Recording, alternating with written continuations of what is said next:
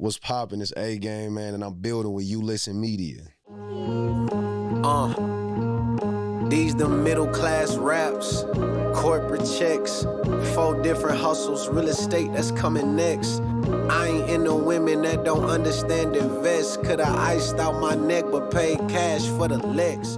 All right, man. So this is ULSTN Media Build Series, platform where we highlight independent artists and creators.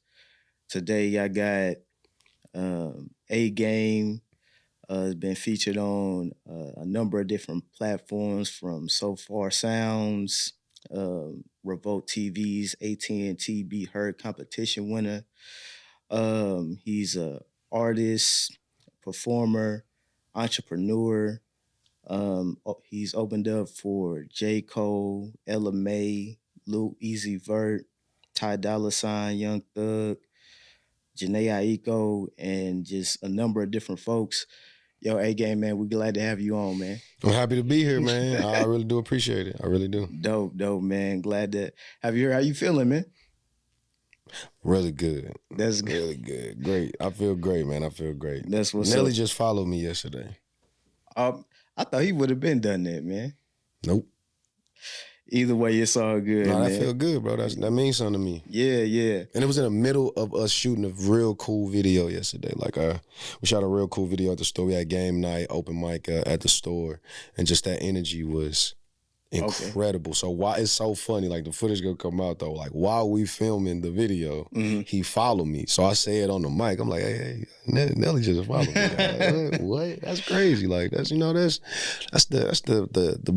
North Star for her. Yeah. You know what I'm saying? That's the North Star, you know what I'm saying? Yeah. Like you're gonna do it. That's the way you wanna do it. That's the big dog for sure, man. I wanted to say, just to start us off, man, like, you don't look nothing like Dave Chappelle. So I love it. Thank you. You don't look nothing like Dave. Thank you. I always be, man, first off, if I ever had to talk about that, I always tell people, Dave Chappelle has never, and I love Dave Chappelle, but he has never been accused of being handsome in his life, okay? Like, no woman was ever like, yeah, I like Dave Chappelle. No. But women be like, I like hey though. I like him. It's crazy. How did the Dave Chappelle Son rap thing, how did that come about, bro?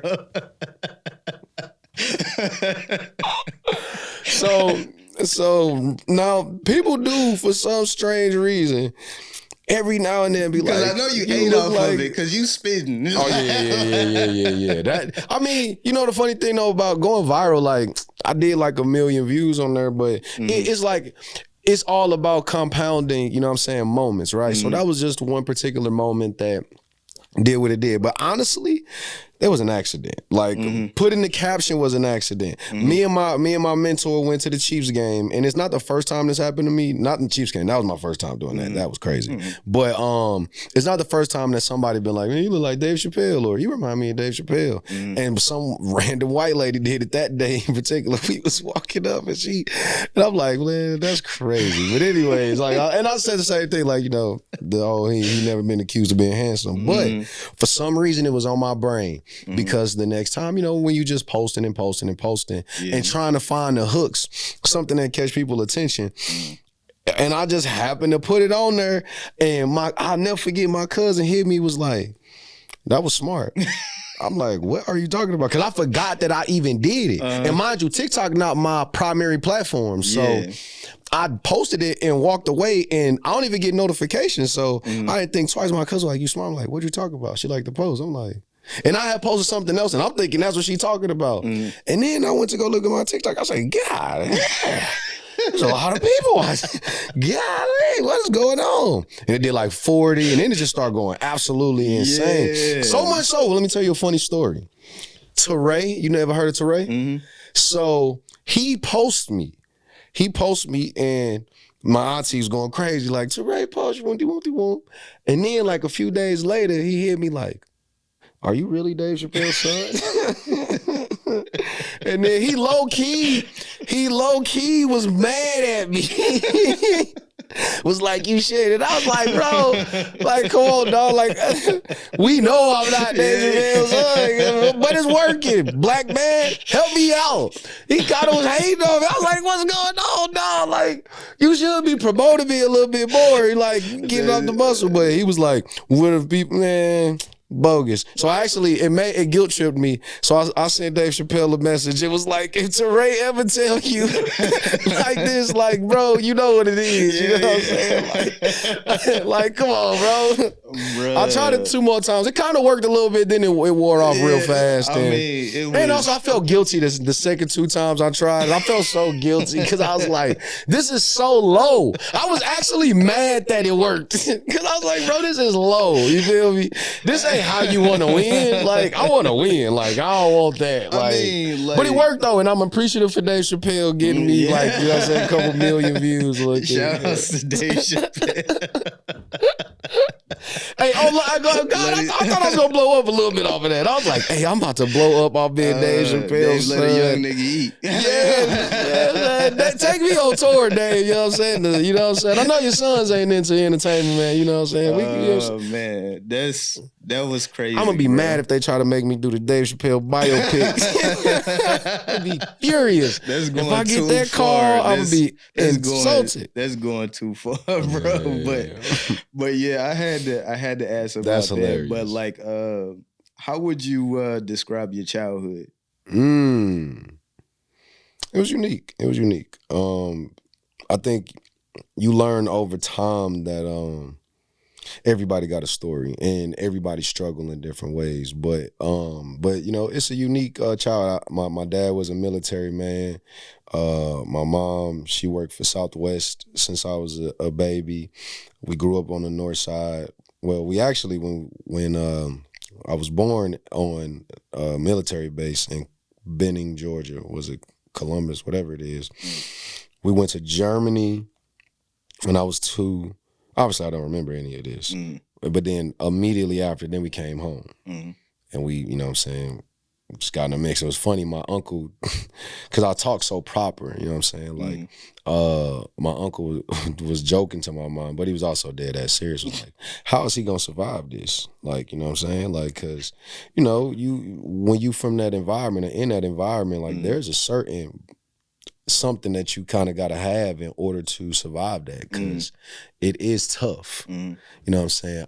It's not always dangerous. It's just tough. Like, you got to be thick skinned to come from the hood. And and you don't realize it until you're older, is to also fight off the elements. You know what I'm saying? Like, or survive the elements or master the elements, quite frankly. Because it's levels to all of this. But it was unique. We moved around a little bit all throughout the north side, but I had such my foundation.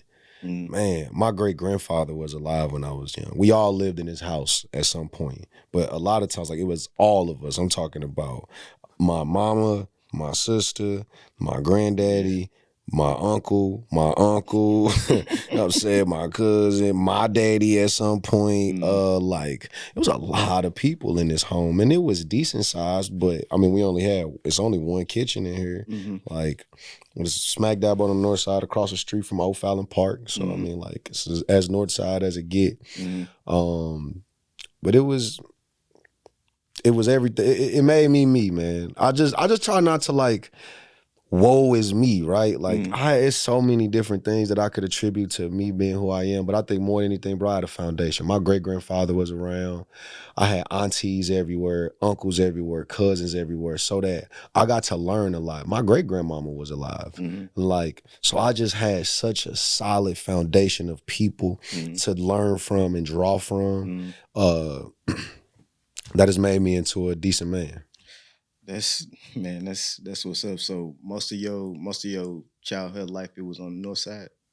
Yeah, I did. I said like it's prison. I did. I think I lived in North County for all of,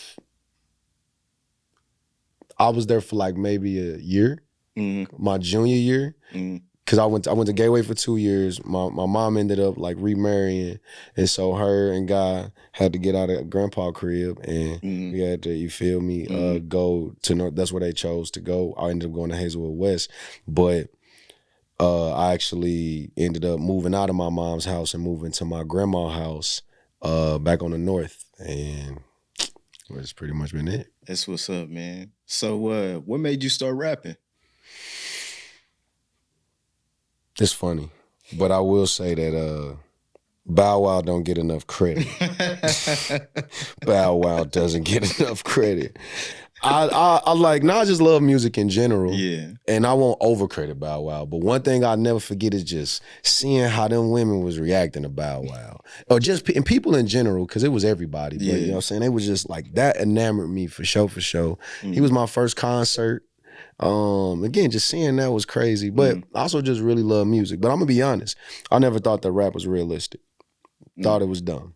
Not dumb, but like I remember like when I was in high school at Gateway, I took a journalism class. When I went to West, I eventually got into journalism again and ended up becoming the editor-in-chief of Yearbook.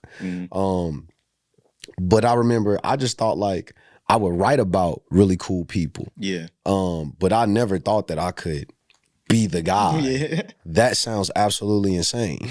Just because we from St. Louis. Like Nelly feels like an anomaly. You know what I'm saying? Like that doesn't feel attainable. Not at that time. If it still don't feel attainable. Yeah.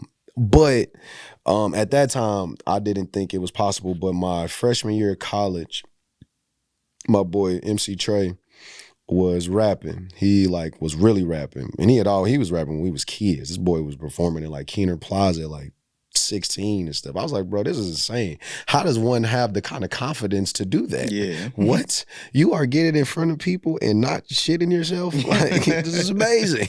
Yeah. But he was rapping, and I used to freestyle and play around a little bit. But one day he hit me up and was like, your brother told me you rap. We be in the studio, pull up. And it was a rap since then. And I sounded good. That was the main thing. When I realized like, I actually sound, and I think I'm a decent judge of music at the time. Yeah. And I was like, this kind of sounds really good. And it is, I haven't looked back. And I started just getting a lot of things that were, what do you call them? Just signs. I had to see signs that I was like, I don't know, y'all. I think I'm meant for this. Yeah. I think I'm meant for this. Like, cause it just started happening relatively quick. I think my first record that I put out, now this was back when you could only drop stuff on Facebook. You know what I'm saying? That was our outlet. Okay. You know what I'm saying? I'm sure I still got videos on my Facebook like of these records. Yeah. But I dropped one Ego when Beyonce dropped Ego. I did a difference of that. And I thought it was so clever. And Trey Songz, he ended up kind of doing something similar where he talked about ego was as his, you know what I'm saying?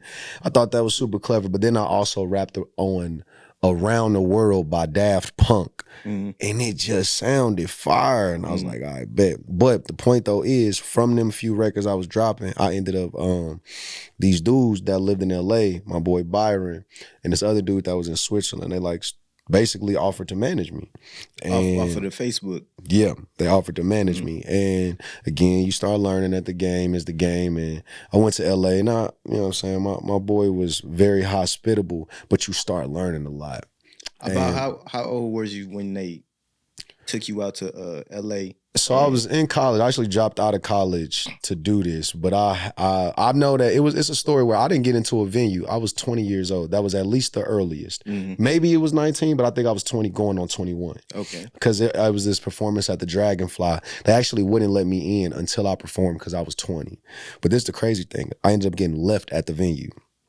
What? Straight got one, Uber and all that wasn't a thing. Again, me and my management kind of just wasn't seeing eye to eye, and just so he just ended up leaving. And the other dude I was with, he got into it with his gal, and I'm just stranded. But this was crazy. I killed the show so tough that the gal who was the promoter, my homie Claire, I still love her to this day. That's my dog. First off, she was just like, just come kick it with us. I'm 20, I'm in there drinking. I'm like, man, this is great. I'm in LA. What the fuck is going on? Right. But once she realized I got left, she was like, it's cool. Come with me. She lived like an hour away. She was like, my brother at the crib, he played the bass. Let's just go chill. We sat up and smoked weed and drank beers all night. He just played the bass and I'm just there freestyling. Mm-hmm. From that moment, I ended up being in a group called Disability. It's like I was basically like the Black Vault mixed with, well, I'm just say Black Thought, but like just young and, you know what I'm saying? Like obviously a whole different flavor, but we had a beatboxer named System. All the instrumentalists was cold. We started doing shows. I'm talking about the Key Club, the Libertine. Like it was going up, but then basically I just, my mom had called me and just needed me to come back. She was going through some stuff. And even if, and I would tell her, even if she didn't like require me, right? She wasn't like, you have to. When you tell somebody, you know what I'm saying, what's going on, like you kind of, if depending on what your build is, you probably gonna drop everything and go handle that. And I did. And I think it definitely shaped my career in like coming back here versus staying there. Yeah. But that's a crazy story to, you know what I'm saying, be a random rapping kid from St. Louis and them type of things let me know like, oh, this is for you, buddy. This is for you. Yeah, man. I mean, that shows a lot of character to be in LA and you doing well with, you know, what you're doing in rapping, but it's your mom. You got to come back. You know what I'm saying? Yeah, definitely. I think that's dope. I think that's really dope, man. Yeah. You've been going crazy with the freestyles, man. Yeah. I saw your last joint on Riley B's Connect the Dots, which was crazy. Riley B going crazy. Yeah, absolutely. Shout out to Connect the Dots. Amazing platform. Amazing platform. Everybody hard on that platform. Shouts out to Riley B. But man, I was very impressed by your freestyle. One of the hardest, you know, it was the best freestyle. I'm gonna let you say it. Yeah. I gotta say it.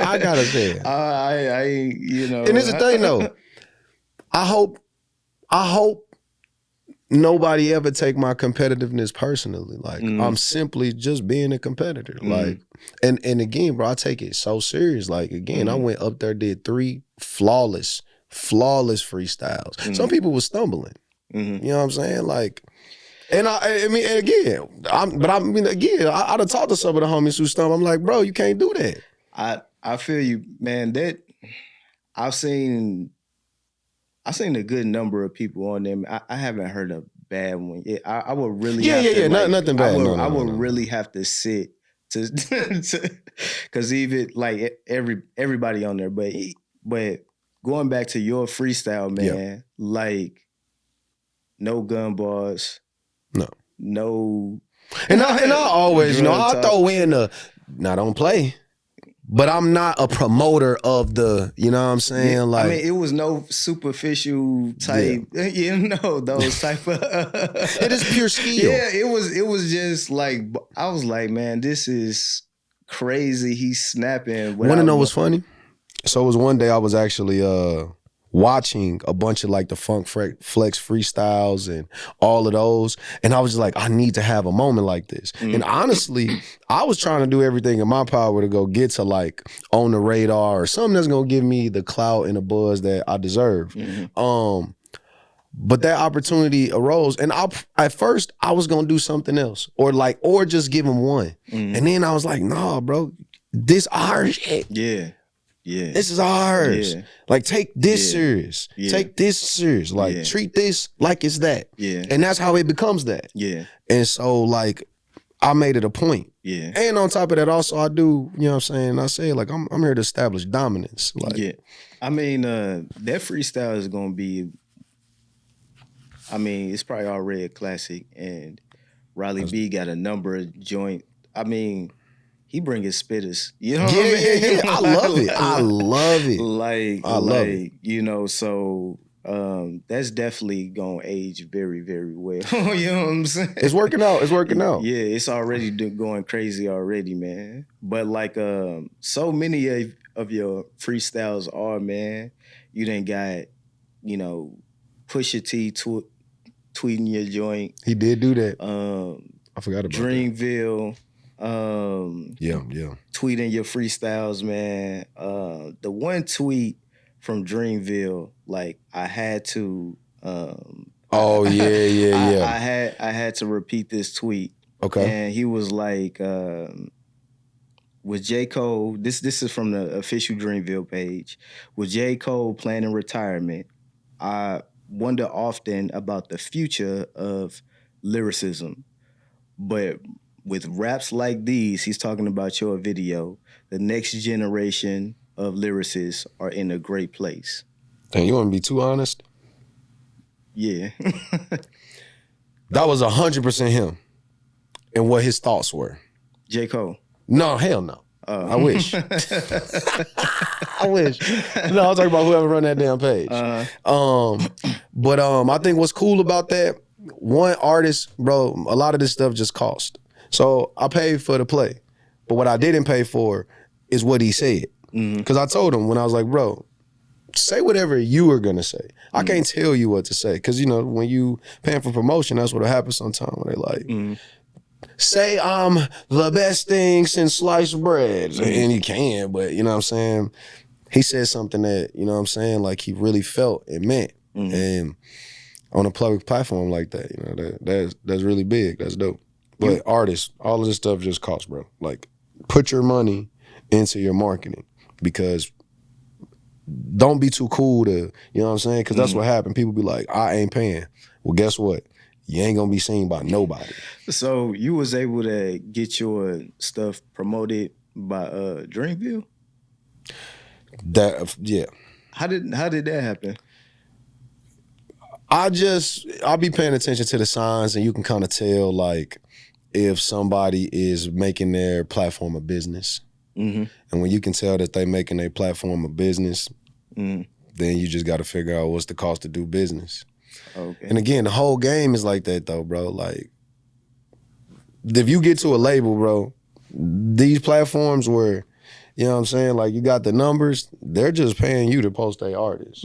Now, the thing is just about if it's stick or not, you know? If you do enough or if your material is good enough to actually like last. That's the tough part about when you actually make it, right?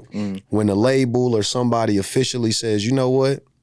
I think you good enough for us to gamble on you. And then it becomes like, because and all they gonna do is give you all of the marketing and all of that in the world.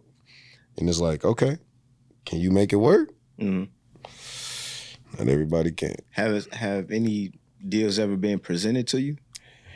Hell no. They don't got no love for A-Game. No, not yet. But it's my fault. Like I said before, it's my fault. It's my fault. Just because, again, you got to get... Actually, when I was in L.A. recently, I mean, it was like a year ago or so, I had a performance, and I was with a A&R for... I forget which label she was with, but it was one of the main ones. And ultimately, she was like, you got to go get hot. Because anybody can get signed to a label. There's plenty of labels to get signed to. But if you're the one going to get signed, then if you do get signed, you're gonna get the worst deal possible. But if they come to you because you done got hot out here, it's a whole different scenario. And that was like, so every now and then I always text her about Operation Get Hot Out Here.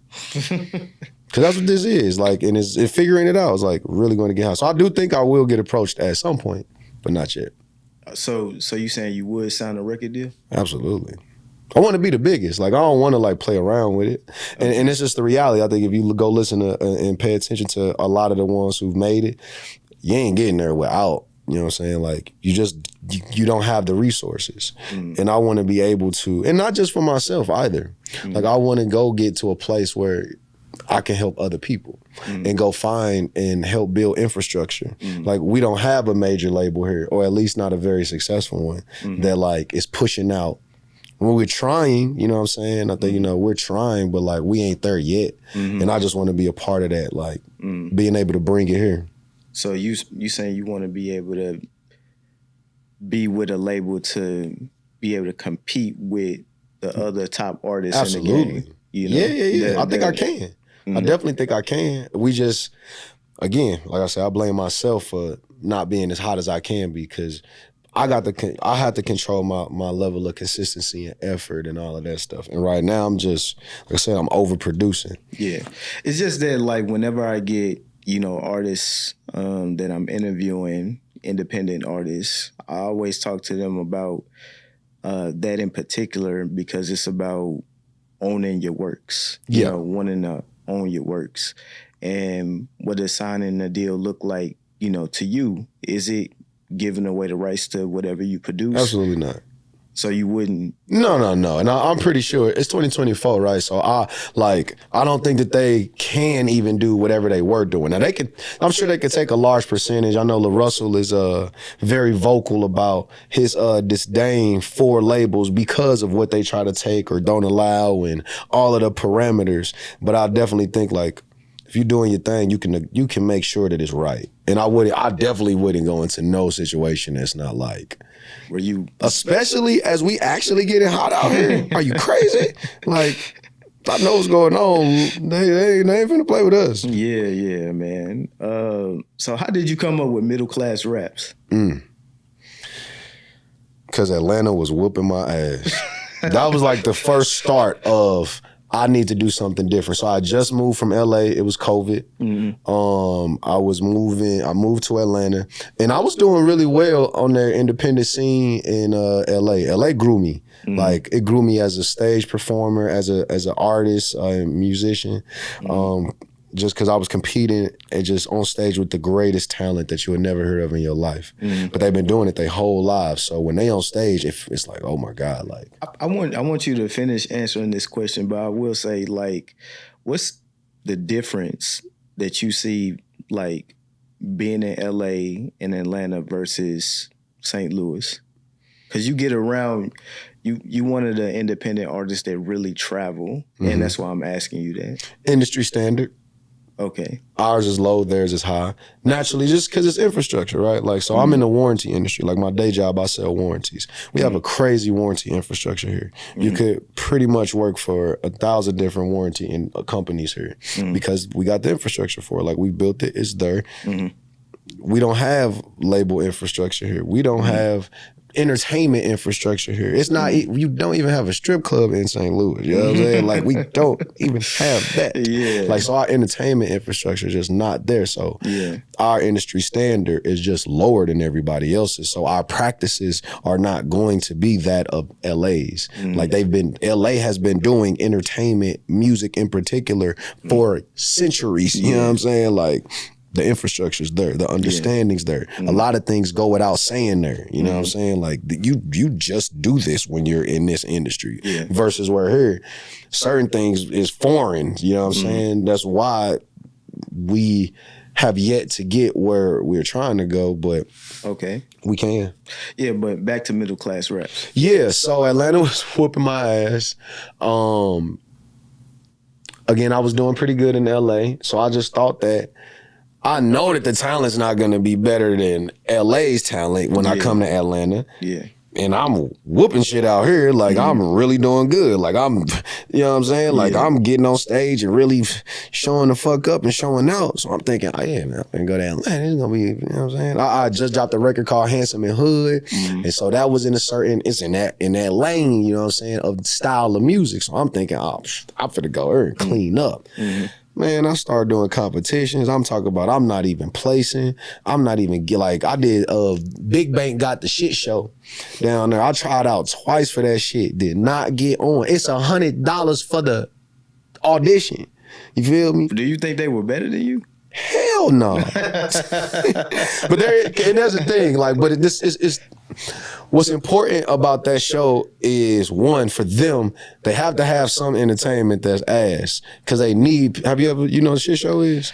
I don't think I'm familiar with it. It's fucking crazy. So they be throwing shit at people. Really? But it's like the emoji shit. But they like hawk it at you. If you bad, you getting pelted with doo-doo.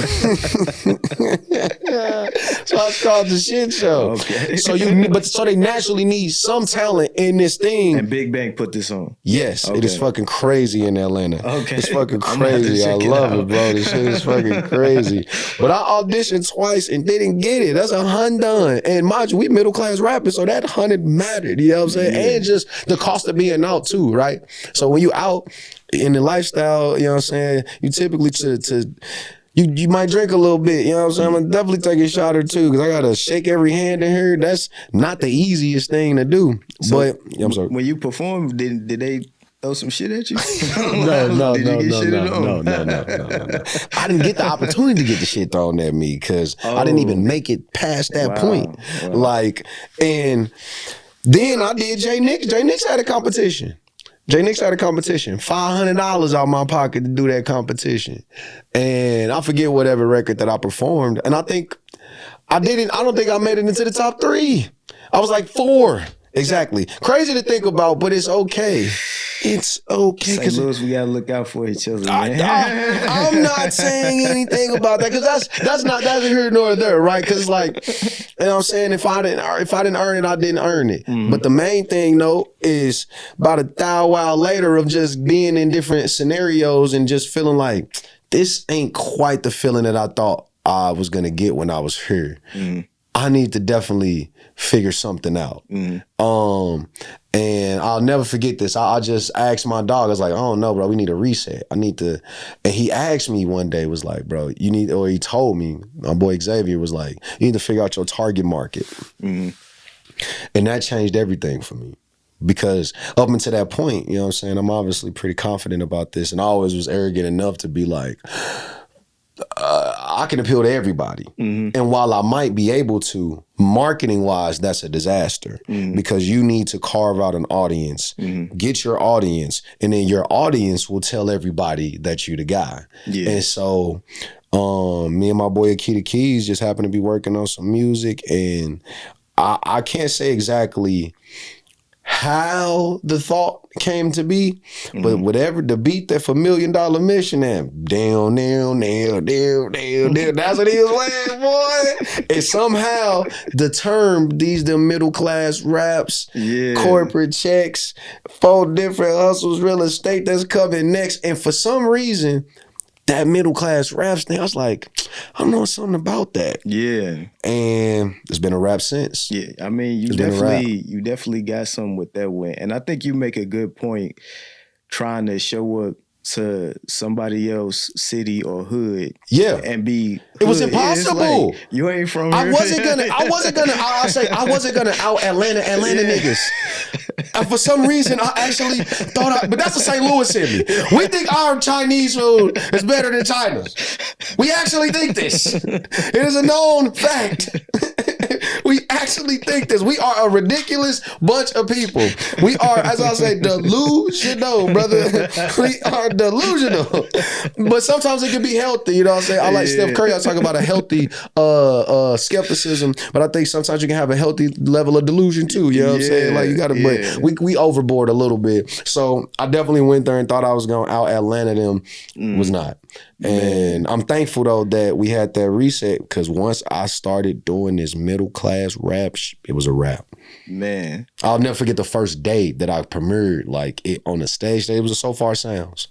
R.I.P. my Uncle Kenny. He actually died the morning of this show, so I'll never forget it. But it was my first time, like really, I'm talking about like I got a record called These Fucking Bills, where I got the audience clapping and I'm singing it, and I'm doing the I done filled out 1,000 naps and I ain't landed a job. I'm doing that, and that was the first day, and I've been doing music for a while, but that was the first day that they were telling me, bro, no, I feel you. I've always been, you know what I'm saying, like conventionally good at rap, you know what I'm saying? Like, but it's different when people feel you and they feel your messaging. Yeah. That's different. They hit a whole lot different, man. Yeah. And I think that's great that you're an artist that understood okay, some ain't working. That's why I go back to it's my fault. Some not working. So let me try to go back and tweak, because some people they just run into keep going. And I say, like, with this whole thing, I always say, and I was always telling my team, I'm treating myself like a brand new artist. I'm approaching all of these situations like I just started. Because what happened with a lot of artists, especially like now, you know what I'm saying, when you've been doing this for a while, you kind of get jaded. Yeah. And you feel above a lot of things because you did it already. But the truth is, like, bro, like, come on now, we know what it ain't. Yeah. We know what it is, but we know what it ain't. Exactly. So when you honest with yourself about what it ain't, you know what I'm saying? Like, it got easier to, again, attack all of these things. Let's go back to connect the dots. I approach that like I just came here, like I'm just now here, not like I've been here. Cause who the fuck am I? You know what I'm saying? Yeah. In the grand scheme of things, don't nobody know the fuck I am. I'm gonna ask you this. It's on you whether you want to answer or not. Ooh. You know what I mean?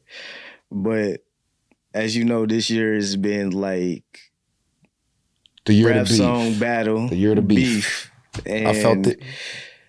You got into a song battle with the rapper Chills. How did that even start, man?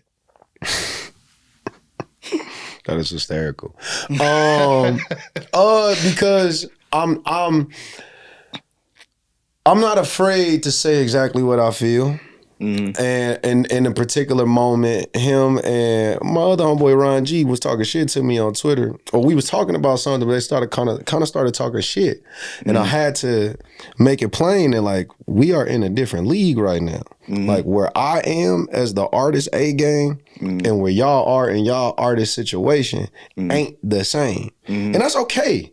Like, cause like Ron particular, that's my dog. You know what I'm saying? We talk all the time, but it's like in that particular moment though, for whatever reason, it was like, yo, this ain't the same fucking thing. Like, let's get this fucking understood, and that's okay. And that's how we gonna get where we need to be. You gotta, man, come on, bro. Like, it ain't the same, and that's okay. And that's why I say our industry standard low. Because if I'm in Atlanta or whatever, and I'm doing whatever the equivalent of what this is there, the perception much different. You know what I'm saying? The way that they respect that is much different, and we don't respect that because our industry standard is low. But anyways, I definitely was like, this ain't that, and he took offense to it. Now, apparently he hate me from all the way back when we was in school. I didn't even know me and bruh went to school together, but bruh hate my guts.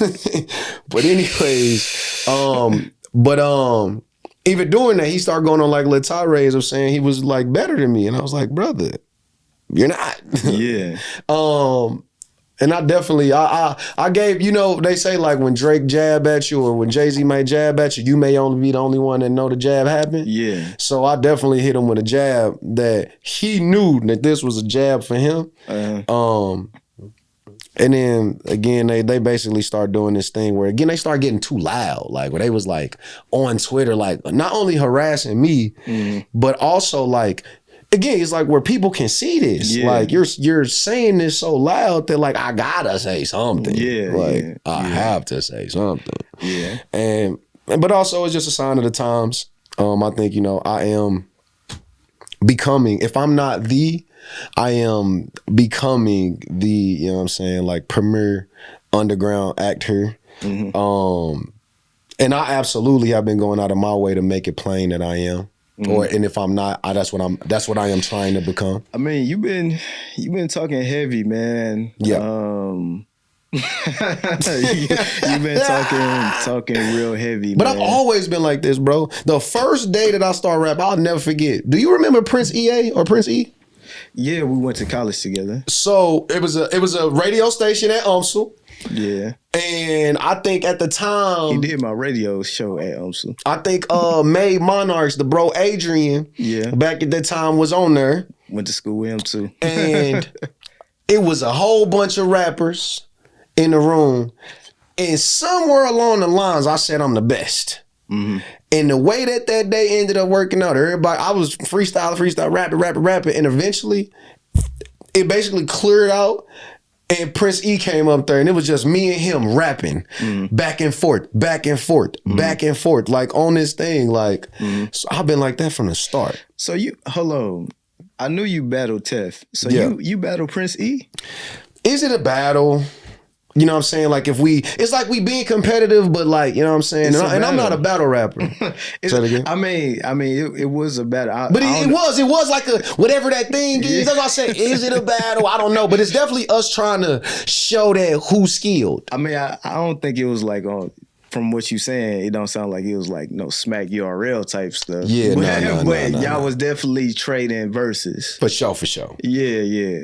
Man, I got shout out to Prince E. Yeah. I'm gonna have to verify this story with him. Yeah. But that's what's up. So, cause I did see a previous video with you battling Tef. Mm-hmm. I knew that happened. Then this kick. So you've been already prepped to battle. You know what I mean? Yeah. So I mean, like, but y'all never. For you, it's just a competitive thing. Yeah. You got to think, like, even when if you listen to all the records, you never hear anything outside of I'm really just superior in this. Like, I keep it that. You know what I'm saying? Versus like, because what happens a lot, or at least in recent years, sometimes it just become what it's not. Like, it ain't that. You know what I'm saying? It's rap.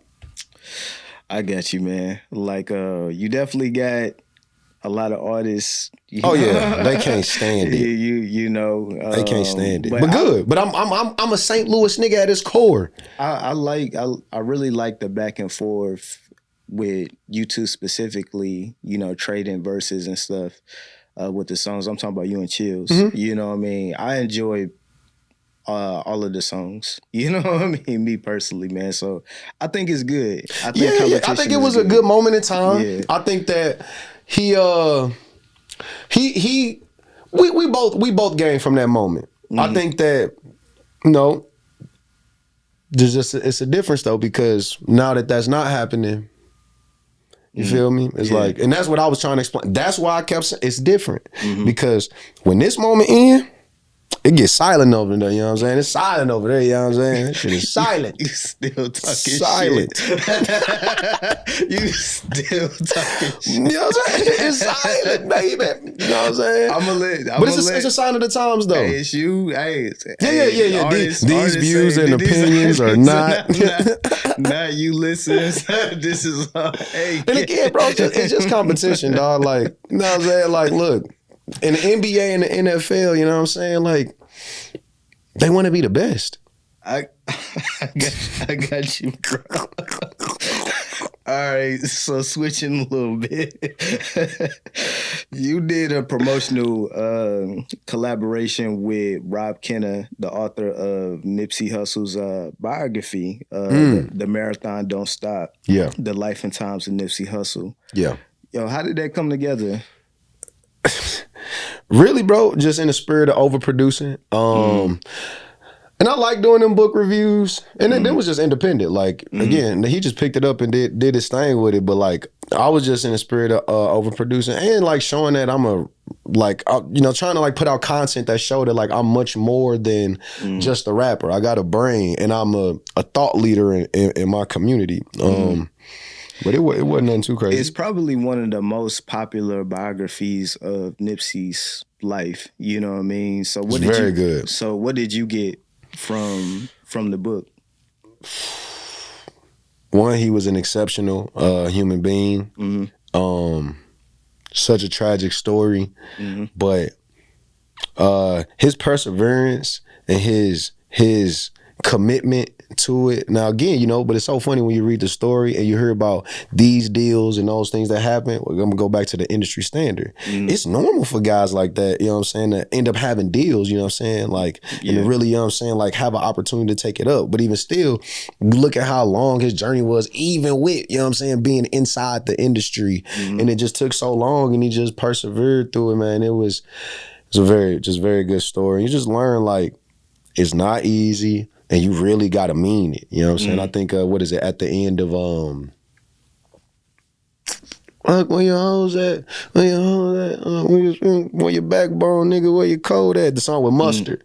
But he talk about at the end where it's somewhere it's like you really got to take the stance that I'm gonna die behind what I'm getting behind. Yeah. And he definitely didn't mean that in the street sense. Yeah. He meant that I am really willing to do everything that it takes in order to make it. And that's what he did with music. And you know, every now and then I get the St. Louis Nipsey thing, like people make that comparison just of my drive and my outspoken character. And I really, really admire just how he was true to his community, you know what I'm saying? I admire, again, he was outspoken. He was, again, he was a thought leader. Like we go back, not just to what he's saying on wax, like to what he's saying as a man. Yeah. And also, I think that it's so, you know, the thugs, gangbangers, you know what I'm saying? Like people who go into that lifestyle, being from the hood, it's very unique, and you can see really just how much your environment will grasp onto you, you know what I'm saying? Because no one, I had a stint when I was in LA, like my big homies, like, you know what I'm saying, they all from neighborhood.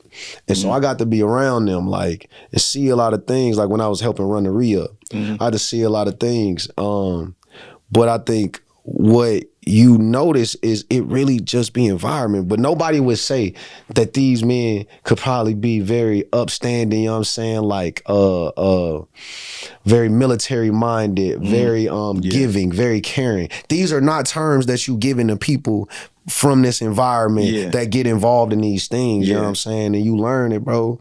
I mean, you know, when you're around in general, like, again, that's in our environment, you like, bro, these just people. This is my friend. You know what I'm saying? Like, but, you know what I'm saying? But the world don't call it that, you know what I'm saying? They call it a much different thing. And I think that going just from his story and what we trying to create is like just giving our people opportunities to be much more than what our environment, you know what I'm saying? Like, I mean, like, I think his message was so universal in, you know, life being a marathon. You know what I mean? Like, everybody that resonates with anybody that's hustling, anybody that's doing anything. I mean, I'm not a Crip. I never gangbang or anything like that. Me neither.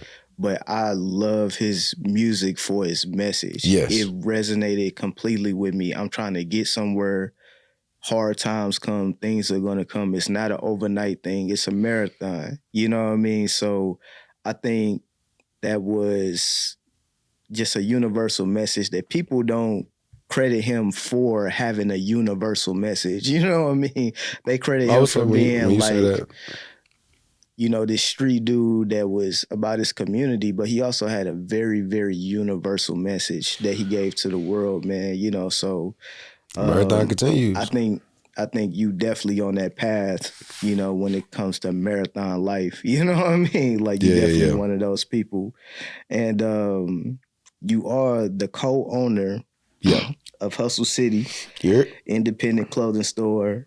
Here in everything that I got on except for the jeans came out the store. Yo, man, how did that come about? You know, when COVID was popping, said when COVID was popping, but when COVID was popping, you know what I'm saying? Bro, this is a little side thing, but for a lot of people, it really like them PP. Bro, and I didn't get a PPP loan, but it was enough money falling out the sky. You know what I'm saying? It was a couple dollars. But anyway. The point though is my brother was really like in Blue making clothes and stuff like that. And I think we all might have had some, but what was it called? Tech Artista. I seen it. It was like something that we could possibly do. Because I think I seen somebody else do. So I was like, I don't know, man. I think we could do that, and it might work out for us. So my brother bought the idea. He ended up, because he really wanted to do that, he started looking into it for real. And one thing led to another. So we actually opened up the first situation in the basement of Tech Artista. And that place was so dope. It was funny because it's like a speakeasy at nighttime. Like everybody be gone, but we open it up. We having like little kickbacks in there. And first of all, we was out there hustling. I'm talking about, boy, we was in there selling weed, everything in that mug. That shit is hysterical. But it was fun. We did open mics in there. Man, everything. But then my brother was working with my now mentor Jared, who owns Sanction and Chase. So they were working together out there, and however their relationship came to be, G was like, let's collab, like let's make this a thing. And it's been lit ever since. That's what's up, It's man. been lit. Bro, we in a foundry. That is stupid, dog. Like, man, stupid. Everybody in the Lou, and when you visit in St. Louis, man, definitely go down to Hustle City, man. They got so much dope stuff in there. And it's all St. Louis brands. You can only be from St. Louis. And we putting y'all in a high traffic environment. Yeah. High traffic environment. Like, that is priceless. And even if you ain't in store, we could do a pop-up shop where you can just post and then we figure out if it's gonna work. Now you have to hustle. It's Hustle City. You gotta get out there and, you know what I'm saying? But it's such a good opportunity, man. And I'm so thankful that we able to help people. Like, that's dope. That's dope, man. Like, last question, man. Dear Kamala, freestyle, man. That's her name. It's Kamala, right? Kamala. I'm not exactly sure, but I'm not trying to butcher. I want to be respectful. You know who C is? C? C, the girl from here. She do like events and stuff. C. I'm not sure. The point is she was talking shit to me because I pronounced it wrong. But Kamala Harris, vice president, current vice president, United States, she's running for president now. Yep. You made a freestyle about her. Yep. Why'd you do that? Cause we know how this goes. We can see what's about to happen, and it's necessary to ask those questions and request things. But I don't take the stance of like how some people, which again, if you listen to it, it's very tactful, it's graceful, it's respectful. Because, you know, she is a person deserving of respect, and not for me to disrespect her, but because of my obligation to my community, these are things that gotta be said and asked, and we know what's going on. Like, this ain't gonna be the first black president no more. She might be the first woman president, but it's not the first black one. And we need certain things. Like, our community deserves certain things. Like, it's a requirement for us to advance. You know what I'm saying? Like, at the very least, you know what I'm saying? Like, how, I forget, was it like an Asian hate bill or something that passed like immediately after, you know what I'm saying, one of their Asian person was violated, I believe murdered. I don't exactly remember the case, but the government stepped in and said, hey, you guys cannot do this. This is not okay. And that's kind of like, feels like the bare minimum at a certain point. But, you know. So you saying she need to do something specifically for black people? In my opinion, yes. Okay. In my opinion, absolutely. Like, specifically because we all know how they getting down. Like, they're definitely like, hey, black vote, we need that. Please and thank you. And I'm just being clear because, I mean, I think the freestyle did well, but you're saying, as a black woman, we need you to do something specifically, absolutely, for black people. Please and thank you. If you, because that's how the exchange is supposed to work, anyways. Like, you ask for my vote, we in turn get something for it. It's just simple math. I know that the way this all works is so much more complicated, but it's really not. Like, hey, we're. You know? Yeah, I feel you. Well, A-Game, man, it's been a pleasure, man. Absolutely. So glad that you came through, chopped it up with us, man. No, I appreciate you, brother. We signing off, man. Appreciate you. Thank you, brother.